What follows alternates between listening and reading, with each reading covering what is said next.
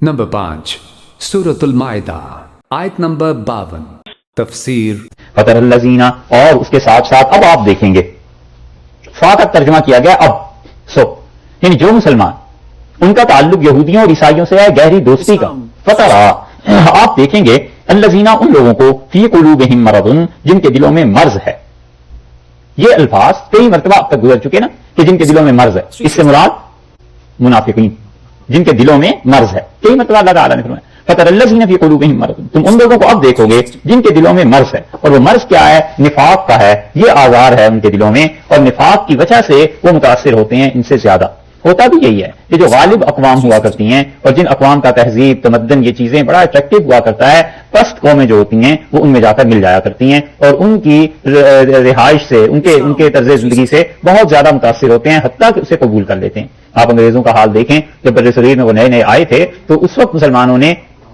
एक पूरा तबका ऐसा था जिस तबके ने कहा कि इनसे बच के रहना चाहिए, और उन्होंने बाइकाट किया, सब कुछ कर लिया, लेकिन अपने अवाम की हालत चूंकि अच्छी नहीं थी, और अवाम में न मजहबी तालीम थी ना ही दुनियावी तालीम थी, और फिर तालीम को खुद भी अंग्रेजों ने कम किया था, इसलिए आहिस्ता आहिस्ता हिंदुस्तानी जाकर वो सारे के सारे मिल गए, और उनमें से अक्सरियत ऐसी भी हो गई जो मुनाफिक थे, उनको अपनी इज्जत ज्यादा महसूस होती थी इसमें कि वायसराय से हाथ मिलाएं, इज्जत इसमें ज्यादा महसूस होती थी कि असेंबली में किसी और जगह पर उनकी पजीराई हो, और उन्होंने इस चीज को कम दर्जे का जाना कि दीन या अहले दीन के साथ कोई ताल्लुक रखें। तो ये मुसलसल चीजें जब कौमों में होती रहती हैं और निफाक परवरिश पाता रहता है, तो फिर कौमें कभी भी उठा नहीं करती। इब्न खुल्दून ने मुकदमे में जो कौमों के असूल और अरूज और जवाब उनका बयान किया है, उसमें एक बात उन्होंने कही है कि बुढ़ापा जब किसी सल्तनत पे तारी हो जाए, किसी नस्ल और कौम पे, फिर वो नहीं उठा करती। तो बुढ़ापा तारी हो गया है मुसलमानों पे, अब अल्लाह ही उठाए तो उठाए, वरना अब उठने की बजाहिर उन मुसलमानों में कोई सूरत नजर नहीं आती। जो मुसलमान हुक्मरान और उनकी रियाया बुरे तौर पर मुलविस हो गए हैं यहूदियों और ईसाइयों की मोहब्बतों में। नतीजा उसका यह निकला है कि उनकी जुबान भी देख लें वही हो गई, उनके रंग देख लें वही हो गए, उनके घरों के अंदाज वही हो गए, हत्ता कि अब आखिर पे पहुंच के वो चाहते हैं कि या तो इस दीन से को छोड़ दें, बस नाम ही मुसलमानों वाला रह जाए,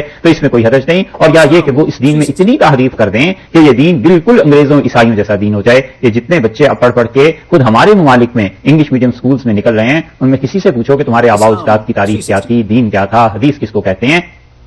अगर घर की कोई तरबियत नहीं है तो नतीजा यह कि वो नस्लों की नस्लें हाथ से निकल गईं। उसकी वजह बुनियादी तौर पर वही है कि उन्होंने उन सारी चीजों को बदल दिया जो वो बदलना चाहते थे अंग्रेज, और फिर उसके बाद बदकिस्मती से मुसलमान भी उसी राह में बह गए, और उन्होंने उस तब्दीली के खिलाफ कोई कोशिश नहीं की, उस तब्दीली के खिलाफ नहीं चले। ये अपनी तारीख फिर यहां दोहरा रहे हैं, और मुसलमान ये नहीं सोचते कि जो बच्चे हमारे इन स्कूल्स में इन जगहों पर जाते हैं, जब वापिस आए तो उन्हें कोई ना कोई चीज दीन की, तारीख की, हदीस, किताब, सुन्नत, ये सब चीजें कुछ ना कुछ तो पढ़ाना चाहिए, ताकि घर में माहौल कायम रहे और बच्चों में वो जो दीनी गैरत और हमीयत है वो पैदा होती रहे। अगर वो हमीयत पैदा नहीं होगी तो फिर आखिर ये नस्लें भी जाकर गुम हो जाएंगी। इसलिए बहुत से लोग पूछते हैं कि जनाब कोई ऐसी चीज जिससे बच्चों की इस्लाह और बच्चों के लिए कोई प्रोग्राम हो। हम कहते हैं पहले तो इन बच्चों के बापों के लिए कोई प्रोग्राम रखो,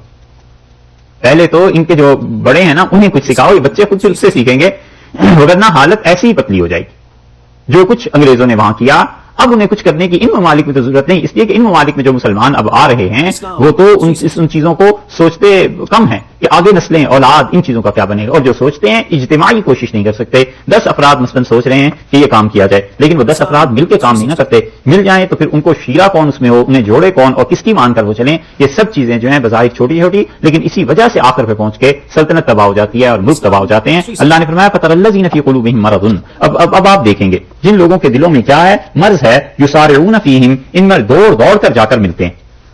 इनमें यहूदियों में, ईसाइयों में, युसारिऊन फीहिम, जल्दी करते हैं उनसे मिलने में, भागते हैं कि किसी तरह उनके साथ मिलना हो जाए, ताल्लुक हो जाए। कौमें जब बनी हुई हुआ करती हैं तो आप उसकी मिसाल अपनी आंखों से देख सकते हैं। हमारे यहाँ शाह फैसल ने एक मरतबा कह दिया था कि तेल जो है इसको हम रोक लेंगे पूरे यूरोप से और इन इलाकों से, और इन लोगों को समझ आ जानी चाहिए। उन्होंने उस धमकी को कबूल कर लिया, लेकिन उन्होंने अपने ममालिक में कह दिया, अभी भी तारीख आप उसकी आसानी से यहाँ तो इंटरनेट इन चीजों पर देख सकते हैं कि हुकूमत ने अपील कर दी और कहा कि तेल नहीं है लिहाजा इस्तेमाल न करें, और हफ्ते गुजर गए और पेट्रोल पंप पे कोई गाड़ी भरवाने नहीं आता था। लोगों ने पैदल चलना शुरू कर दिया, कई मील के सफर लोग पैदल कर रहे थे, और दफ्तरों में भी हुकूमत ने भी अपनी तरफ से अच्छा किया, यानी अपनी कौम के लिए कि उन्होंने उनको छुट्टी दे दी, ये कर दी, यानी उनसे ताउन किया सारे का सारा। ये चीजें होती हैं जब कौमें बन जाती हैं तो फिर मुआशरे में एक रंग पैदा हो जाता है, फिर लोग उसकी पैरवी भी करते हैं, फिर लोग उसके पीछे चलते हैं। अल्लाह ने फरमाया मुनाफिकों को देखिएगा, अब आप ये क्या करेंगे, युसारिऊन फीहिम, भागते हैं उनकी तरफ,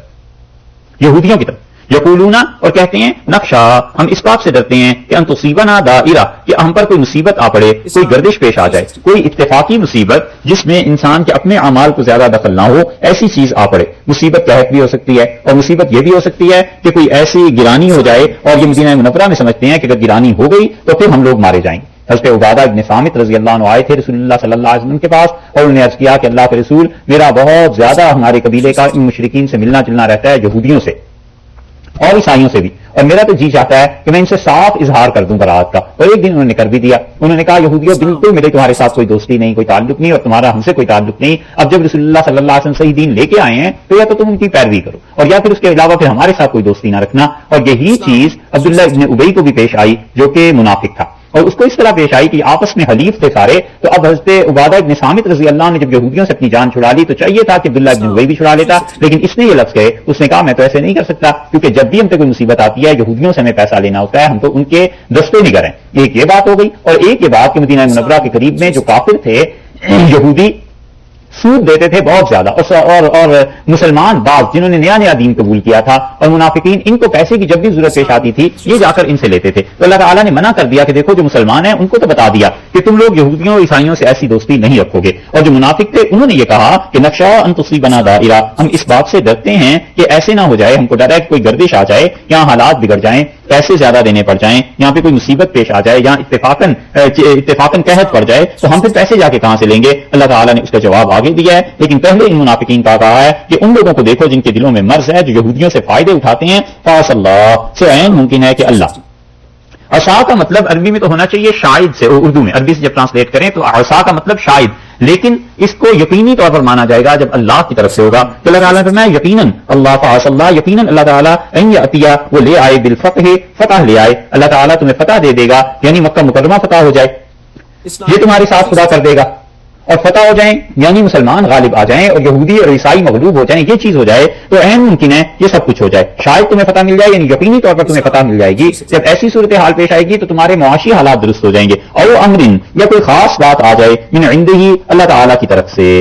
اب اللہ کی طرف سے خاص بات کیا آ جائے یعنی اس وقت سے ڈرو جب ایسے نہ ہو کہ فتح ہو جائے اور پھر تمہارے حالات کھل جائیں یا خدا کی طرف سے کوئی چیز آ جائے یہ خطاب ہے منافقین سے کہ منافقو اللہ سے ڈرو قبل اس کے کہ فتح ہو جائے مکہ اور اگر مکہ مکرمہ فتح ہو گیا تو پھر تو تمہارے پاس ویسے بھی کوئی عذر نہیں رہے گا اور امر من عنده اللہ کی طرف سے کوئی بات آ جائے بات سے مطلب مفسرین نے یہ لکھا ہے کہ وہی آ جائے اور حضور اقدس صلی اللہ علیہ وسلم کو یہ حکم ہو جائے کہ آپ ان لوگوں کے نام لے لے کے منافقوں کے لوگوں کو بتا دیجئے کہ کون کون آدمی منافق اور کس کس سے تعلق نہیں رکھنا اسلام کا تو دعویٰ ہے لیکن منافقت کن کن میں ہے اس بات کو آپ صاف واضح طور پر بتا دیں فَيُصْبِحُوا اور یہ لوگ ہو جائیں پھر کرنے لگیں کیا علامہ اصروا وہ چیز جو انہوں نے اپنے جی میں چھپائی ہوئی تھی اس پر فی انفسہم اپنے جی میں نادمین اس میں کیا کریں پچھتائیں اس پہ شرمندہ ہو جائیں تو منافق کافروں سے جو دوستی رکھے ہوئے ہیں کہ ہم پر کوئی مصیبت نہ آ جائے اور مسلمان مغلوب ہو جائیں تو پھر دوستی ہمارے کام آئے گی یہودیوں کی عیسائیوں کی اللہ تعالیٰ نے فرمایا کہ یہ کافر ہلاک ہو جائیں گے مکہ مکرمہ فتح ہو گیا یا بنو قریظہ بنو نذیر قینقاع یہ سارے قبیلے جو ہیں یہودیوں کے یہ سب مسلمانوں کے نیچے آ جائیں گے اور دیکھو مسلمانوں کو فتح ہو جائے گی اور کافر اس ملک سے نکل جائیں گے اور یہودی آخر اس ملک سے نکل گئے اور انہیں نکالنے کا حکم رسول اللہ صلی اللہ علیہ وسلم کو ملا اللہ نے فرمایا کہ پھر اس کے بعد کیا ہوگا فَيُصْبِحُوا عَلَىٰ مَا أَصَرُّوا فِي أَنفُسِهِمْ نَادِمِينَ اور پھر یہ اس کے بعد اپنے جی میں پریشان پشیمان ہوں گے ندامت ہوگی ندامت اس بات کی ہوگی کہ آخر ہم نے اپنے دل میں ایسی بری باتیں رکھی کیوں تھی جب اللہ بتا دے گا کہ ان کے دل میں مسلمانوں تمہارے خلاف یہ تھا تو پھر انہیں شرمندگی ہوگی ایک اور ایک شرمندگی یہ ہوگی کہ جب کافر مغلوب ہو جائیں گے ملک سے نکال دیے جائیں گے فتح ہو جائے گی ساری مسلمان غالب آ جائیں گے تو پھر جھک مارنی ہے مسلمانوں کے پاس آنا ہے اور کہنا ہے کہ شرمندگی ہے اب ملنا ہے تو اللہ نے فرمایا قبل اس کے کہ تمہیں شرمندگی اٹھانی پڑے پہلے ہی اپنے آپ کو درست کر لو